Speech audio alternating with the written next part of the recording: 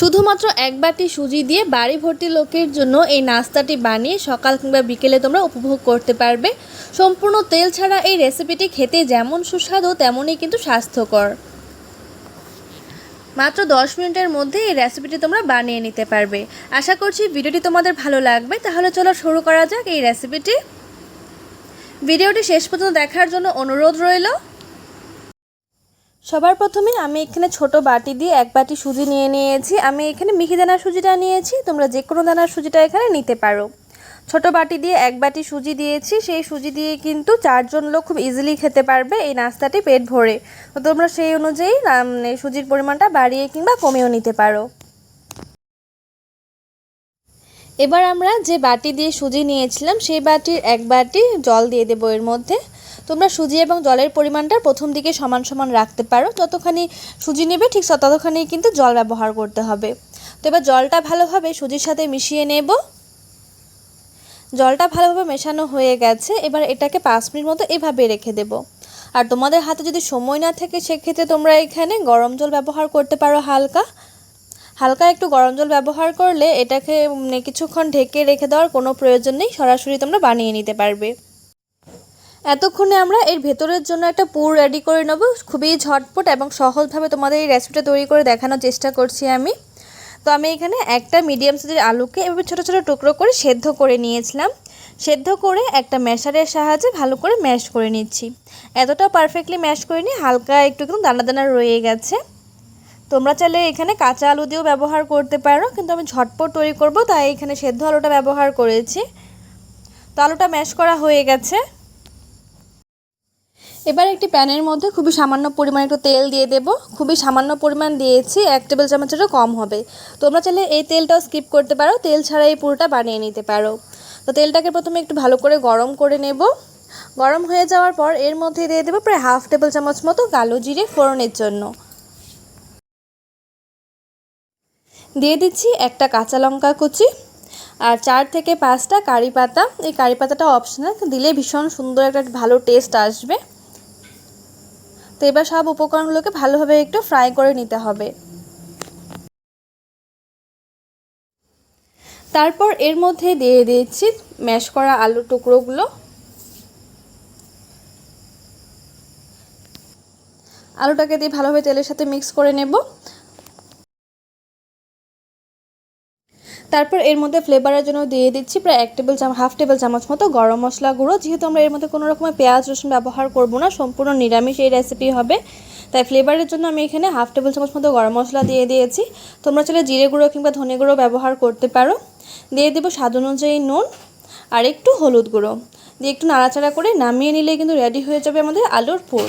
তোমরা এখানে নিজেদের পছন্দ অনুযায়ী যে কোনো ধরনের সবজি ব্যবহার করতে পারো, যে কোনো ধরনের সবজি হোক কিংবা ড্রাই ফ্রুটস হোক ব্যবহার করতে পারবে। তো আলুটা ভালোভাবে আমার ফ্রাই হয়ে গেছে। এবার আমরা এটাকে নামিয়ে নেব। অন্যদিকে দেখো আমাদের সুজিটাও কিন্তু অনেকটাই ড্রাই হয়ে গেছে। তো এবার আমরা এর মধ্যে আরও 1 কাপ পরিমাণ জল দিয়ে দেব।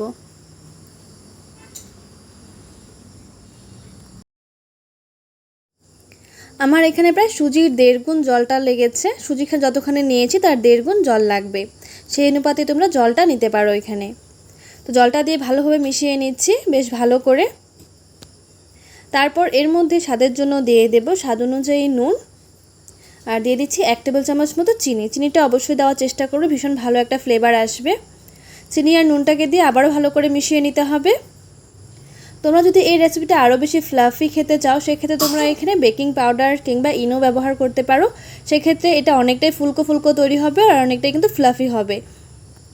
আমি আজ কোনো রকমের বেকিং সোডা কিংবা ইনো ছাড়াই এই রেসিপিটি তৈরি করব, তথাপি এটা খেতে দারুণ সুস্বাদু হয়। তো চিনি আর নুনটাকে ভালোভাবে মিশিয়ে নিয়েছি। সুজিটা ভালো করে মিশিয়ে নেবার পর আমি এখানে 2টো স্টিলের বাটি নিয়ে নিয়েছি। তোমরা যে কোনো পাত্রে রেসিপিটা তৈরি করে নিতে পারো, ইভেন কি গ্লাস কিংবা কাপের মধ্যেও তোমরা এই রেসিপিটা তৈরি করে নিতে পারবে।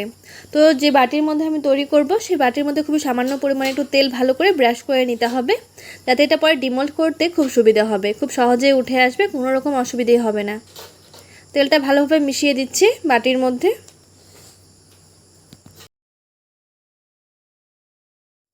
তারপর এই বাটির মধ্যে সুজির ব্যাটাটা দিয়ে দেব।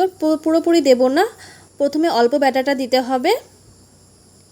প্রথম অর্ধেক বাটির মধ্যে ব্যাটারটা দিয়ে ওপরে আমরা যে আলুর পুরটা বানিয়ে রেখেছিলাম সেটা এর মধ্যে দিয়ে দেব। তোমরা এখানে আলুর পুর দিয়ে না করে এখানে নারকেল কোড়া দিয়েও করতে পারবো, অনেকটা ভাপা পিঠের মতো হবে খেতে। নারকেল কোড়া কিংবা যে কোনো ধরনের দুধের খিরসা দিয়েও এই রেসিপিটা তৈরি করতে পারো, ভীষণ সুস্বাদু হয় খেতে। তো আলুর পুরটা ভালোভাবে দিয়ে দিচ্ছি এর মধ্যে বেশ ভালো করে। যত বেশি আলুর পুর দিবে ততই কিন্তু খেতে সুস্বাদু হবে। আলুর পুরটা দিয়ে উপরে আবারও এই সুজির ব্যাটারটা দিয়ে দিতে হবে।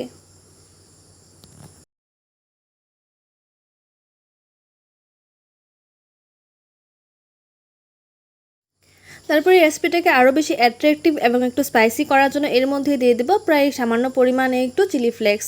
এতে করে এটা দেখতেও অনেকটা সুন্দর লাগবে এবং খেতেও কিন্তু ভালো লাগবে, একটু স্পাইসি স্পাইসি লাগবে।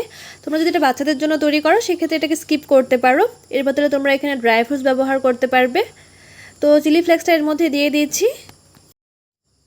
তারপর এটাকে ভাপানোর জন্য একটা কড়াইয়ের মধ্যে অল্প জল দিয়ে উপরে একটা স্ট্যান্ড রেখে স্ট্যান্ডটার উপর বাটিগুলোকে দিয়ে দেব। বাটিগুলোকে রেখে এবার উপরে একটা ঢাকা দিয়ে এটাকে হতে দেবো প্রায় 10 মিনিট মতো। 10 মিনিটের আগেই হয়ে যাবে, প্রায় 7 থেকে 8 মিনিটের মধ্যে কিন্তু এটা পুরোপুরি হয়ে যাবে। কিন্তু খেয়াল রাখতে হবে এর উপরে যেন কোনো রকমের জল চলে না যায়। তোমরা চাইলে এটাকে ঢাকা দিয়েও রাখতে পারো। 7 থেকে 8 মিনিট পরে আমি বাটিগুলোকে নামিয়ে নিয়েছি।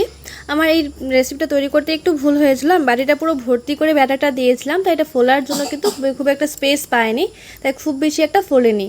তোমরা যদি বাটিটা অর্ধেক এই ব্যাটারটা দাও তাহলে কিন্তু এটা অনেকটাই ফুলে একদম পুরো ফ্লাফি হয়ে যাবে, কোনো রকম বেকিং পাউডার ছাড়াই। তো এবার চারপাশটা একটা ছুরির মাধ্যমে ভালো করে ছাড়িয়ে নিয়েছি যাতে এটা ডিমোল্ড করতে খুব সুবিধা হয়। তারপর হাতের মাধ্যমে এবার একটু ড্যাব ড্যাব করলেই কিন্তু খুব সহজেই এটা বেরিয়ে আসবে।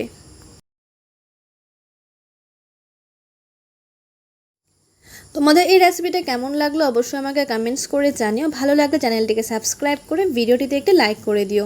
তোমরা চাইলে এই রেসিপিটাকে এভাবেও খেতে পারো, যে কোনো চাটনি কিংবা সসের সাথে খেতে পারবে বা এমনি এমনিও খেতে পারবে। কিন্তু এটাকে আরও বেশি সুস্বাদু করার জন্য আমি এখানে একটা ফ্রাই প্যান বসিয়ে দিয়েছি। সেই ফ্রাই প্যানে খুবই সামান্য পরিমাণে একটু তেল দিয়ে দেবো, প্রায় হাফ টেবিল চামচ মতো হবে। তারপর এই সুজির নাস্তাটাকে হালকা একটু ফ্রাই করে নেব এই তেলের মধ্যে।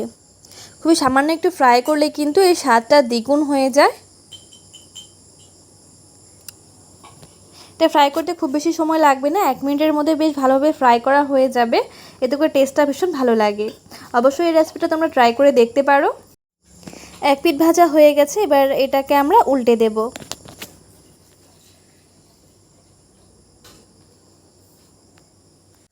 এভাবে 2 পিঠ ভালো করে ভেজে এরপর এটাকে নামিয়ে নেব। আমি তোমাদেরকে এটা একটা ছুরির মাধ্যমে কেটে দেখিয়ে দিয়েছি ভেতরটা ঠিক কেমন হয়েছে। তোমরা এটাকে এমনি এমনি খেতে পারবে, কোনো রকম চাটনি কিংবা সস ছাড়াই খেতে পারবে।